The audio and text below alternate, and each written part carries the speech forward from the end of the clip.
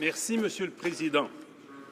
The review of the Senate budget. L'examen du budget du Sénat doit se faire de façon approfondie, pas comme une tentative en vue d'abolir le Sénat petit à petit, comme le NPD tente de le faire. Nous avons besoin de mesures qui favorisent la frugalité et l'ouverture de notre démocratie parlementaire. Notre plan sur l'ouverture parlementaire demandait des audits plus détaillés de la Chambre des communes par le vérificateur général. Nous croyons fermement que les bureaux de régie interne de la Chambre et du Sénat devraient travailler avec le vérificateur général pour élaborer des audits du rendement obligatoires de l'administration de la Chambre et du Sénat. Le chef libéral et député de Papineau avait raison de dire que les parlementaires ont le privilège de servir les Canadiens et que les Canadiens ont raison de s'attendre à ce qu'ils respectent les normes éthiques les plus élevées. Ce principe devrait guider tous les parlementaires à une époque où nous avons vraiment besoin d'améliorer les normes éthiques à la Chambre, de même qu'au Sénat. Le Sénat, plus particulièrement, doit changer. Non seulement les changements à des règles concernant la transparence et les processus de reddition de comptes sont-elles nécessaires, toute l'institution doit changer. Le statu quo est tout simplement inacceptable. Il existe 3 options quant à la réforme du Sénat canadien. Son abolition, en faire un organisme élu ou en faire un organisme plus indépendant et moins partisan. Seule la 3e option, proposée par le chef libéral et député de Papineau, est l'option réaliste. Les 2 autres options n'ont aucune chance d'être adoptées. Pourquoi? Parce que l'abolition ou un Sénat élu nécessiterait des amendements constitutionnels, comme l'a confirmé la Cour suprême dans son arrêt du 25 avril 2014. La Cour a statué que le Parlement ne peut pas changer la nature du Sénat de façon unilatérale. Pour en faire une chambre élue, il faudrait l'accord du Parlement, de même que de 7 provinces représentant 50 de la population des provinces, la règle du 7-50. Pour abolir le Sénat, il faudrait avoir l'accord unanime du Parlement et des 10 provinces. On ne peut pas avoir l'accord unanime de toutes les provinces quant à l'abolition. Il n'y a plus d'adoption ou de... On ne veut plus faire du Sénat une chambre élue. Une province, au moins, le Québec, a déclaré ne pas vouloir rouvrir les négociations constitutionnelles seulement sur la réforme du Sénat.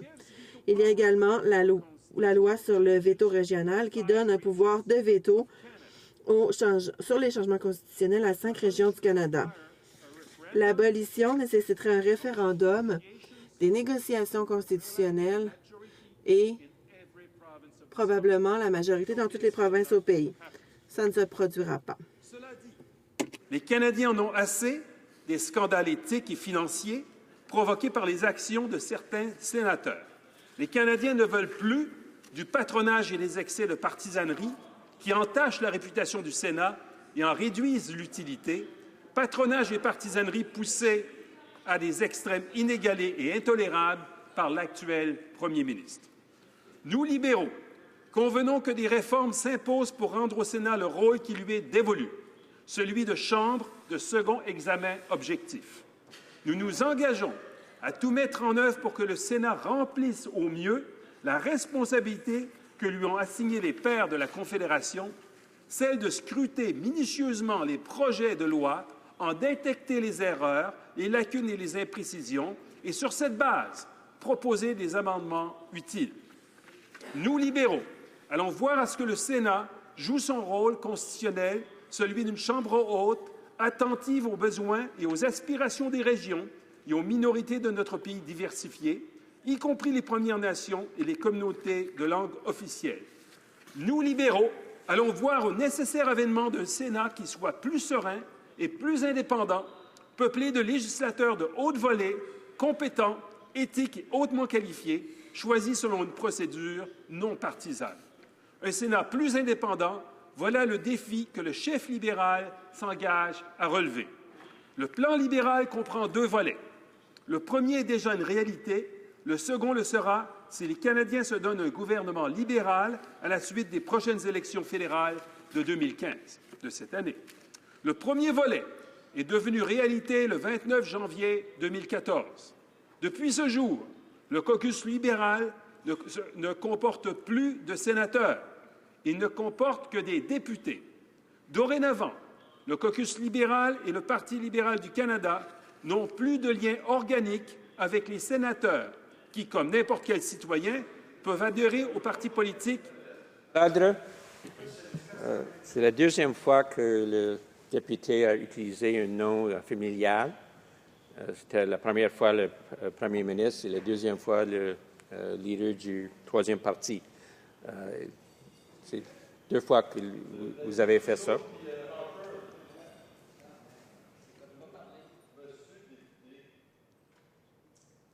Je ne veux pas que c'est répété. Vous l'avez fait 2 fois. Vous pouvez continuer, l'honorable député. Sorry, Mr. Speaker, Excusez-moi, Monsieur le Président, je ne l'avais pas réalisé. Ainsi, les sénateurs sont délestés de toute tâche partisane et peuvent mieux se consacrer à leurs tâches de parlementaires et de législateurs. Le chef libéral a bien invité le premier ministre à faire de même au sein de son propre caucus. Malheureusement, mais sans surprise, le premier ministre a refusé. Nous voilà donc avec un caucus libéral sans sénateurs et des sénateurs sans obligation partisane. Dans un geste rapide et décisif, le chef libéral a effectué la plus importante réforme que l'on ait apportée au Sénat depuis la Confédération. En une matinée, il a fait davantage pour réformer le Sénat que le premier ministre en presque 10 ans de pouvoir. Et le chef libéral ira plus loin encore sur la voie de la réforme si les Canadiens l'élisent comme leur prochain premier ministre. Le deuxième volet de la réforme libérale du Sénat prévoit la mise en œuvre d'un processus de nomination non partisan grâce auquel la Chambre haute sera toujours composée de législateurs éminents, dévoués et hautement qualifiés. Certains experts constitutionnels préconisent la formation d'un consensus consultatif sénatorial, un peu à l'image de ce qui a été mis en place pour la sélection de certains membres de la Chambre haute du Royaume-Uni. Ce Conseil aurait pour rôle de donner au premier ministre des avis informés et objectifs sur de possibles candidats de sénateurs. À mon avis, un tel modèle mérite considération parmi d'autres possibles. Selon ce modèle, le Conseil fonderait ses recommandations sur des critères sérieux, objectifs et non partisans. Pour être recommandé, un candidat devrait faire la preuve d'une longue série de qualités: compétences exceptionnelles dans son domaine, lien incontestable avec la province concernée, dossier de service exceptionnel au sein de sa communauté, capacité de travail exceptionnelle, honnêteté et probité sans faille, ouverture d'esprit, la sagesse et la sûreté de jugement auxquelles on s'attend de la part d'un législateur et parfaite compréhension de ce qu'est le rôle d'une chambre de second examen objectif, proposer des améliorations au projet de loi sans contester ni usurper le rôle légitime et prépondérant de la Chambre élue au sein d'une démocratie. Le Conseil devrait prendre soin d'assurer une représentation équitable des femmes et des minorités, y compris les Premières Nations et les communautés de langue officielle qui ont des liens historiques avec le Sénat. Comment cette procédure de sélection des sénateurs pourrait-elle se dérouler? Voilà un modèle possible. Je vous le décris. Conformément aux conventions constitutionnelles, c'est le premier ministre qui ferait la recommandation finale au gouverneur général à partir d'une liste de présélection préparée par le Conseil consultatif.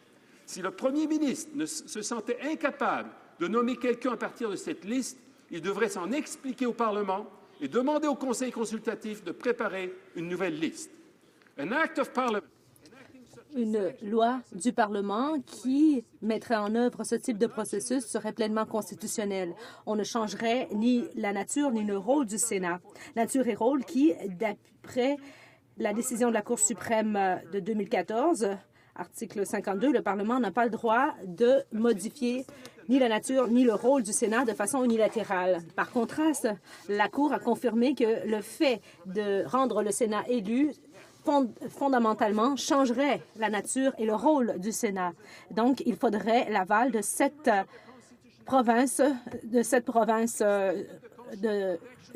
d'une majorité de provinces. La Cour a fait remarquer à l'article 65 dans son avis juridique de 2014 que ceux qui ont rédigé la Constitution, la loi constitutionnelle de 1982, ont accru la protection constitutionnelle qui était prévue en amendant la procédure relativement à l'entièreté du processus qui mène à la sélection des sénateurs. Cela signifie que le processus au complet devrait être considéré en fonction d'une évaluation si les changements, pour déterminer si les changements portent sur la nature et le rôle du Sénat. Le processus entier devrait correspondre à la définition de la Cour et la définition va comme suit.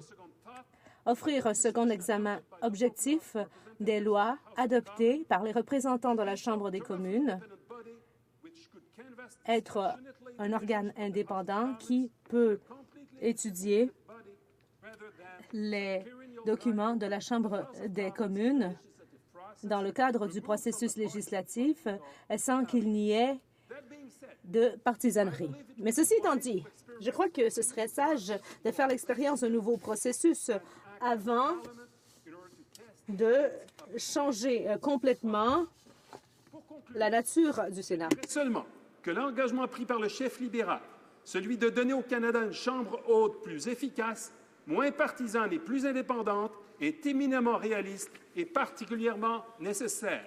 Sans qu'on ait à changer un seul mot à la Constitution, il nous donnera un Sénat peuplé de sénateurs dotés de compétences, de connaissances et des aptitudes qui leur permettront d'accomplir la tâche confiée à l'institution par les pairs de la Confédération, scruter et améliorer les projets de loi de la Chambre des communes. Le plan Trudeau pour la réforme du Sénat nous donnera un Sénat, le plan libéral... À l'ordre.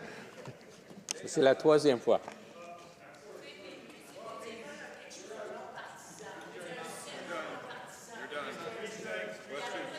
Order. À l'ordre. La députée de Saint-Laurent-Cartierville peut continuer sans les noms familiales, s'il vous plaît. I'm very sorry, Mr. Speaker. Je suis désolé, Monsieur le Président. Maintenant, je comprends. Non, because before I did not realize that. Parce qu'auparavant, je ne comprends La pas. réforme du Sénat nous donnera un Sénat qui soit digne de la fierté et de la confiance des Canadiennes et des Canadiens. Une véritable chambre de second examen objectif. Voilà donc venu le temps de l'audace. Voilà venu le temps d'un Sénat efficace et non partisan. Voilà venu le temps du plan libéral pour la réforme du Sénat. Merci.